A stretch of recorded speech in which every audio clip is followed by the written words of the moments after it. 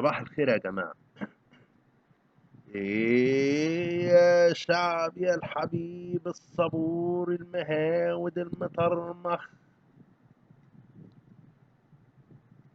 هو طبعا الكلام ده اللي كان بيقوله محمد صبحي في مسرحية تخاريف كان ايام ما فعلا الشعب كان حبيب وصبور ومهاود ومطرمخ.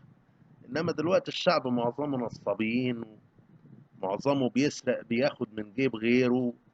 تغلي عليا غلي عليك وحاجة بنت وسخة. واخد بالك؟ دلوقتي كل يوم تلاقي مطاعم الفول والطعمية تغلي عليك، تلاقي البقالين والسوبر ماركتات تغلي عليك. كل يوم الحاجة اللي كانت امبارح ب 30 بقت ب 32 وهكذا. كل يوم يزود لك يزود لك يزود لك لغاية ما مش هتلاقي خالص. واخد بالك؟ المهم نرجع لموضوعنا، وده موضوع انا ملاحظه. حتى بوظ الجزمة بتاعتي، وبوظ كاوتش عربيات كتير، وبوظ الجزمة بتاعتي يعني. وناس مشاة أكيد كتير جزمهم باظت بسبب الحكاية.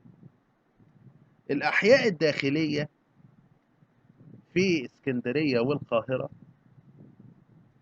وأنا رحت أماكن الحقيقة في الدلتا والصعيد، يعني في المحافظات عواصم المحافظات، لقيتها مسفلتة أحسن من الوضع بتاع الأحياء الداخلية اللي في اسكندرية وفي القاهرة. ماشي. دلوقتي قمة الزبالة جوه الأحياء الداخلية اللي في القاهرة وفي اسكندرية. نقر وحفر واستفلتة بايظة، وبقالها سنين طويلة، الله أعلم بقالها 20 سنة ولا قد إيه ما اتسفلتتش. يا سيسي يا سيسي، طلع يا حبيبي من تحت البلاطة، وطلع من الفلوس اللي عمال تنهبها يمين وشمال، وسفلت الشوارع الداخلية في الأحياء الداخلية في القاهرة واسكندرية يا سيسي. كفاية كفاية بخل. ما تبخلش يا حبيبي في السفلتة. جسامنا باظت، والكاوتش بتاع عربيات الناس باظ، والدنيا باظت.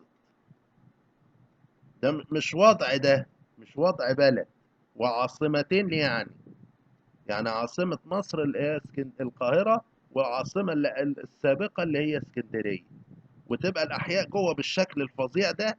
حرام عليك بصراحة يا سيسي. سفلة الشوارع يا سيسي، ارحمنا. وأقول لكم سلام.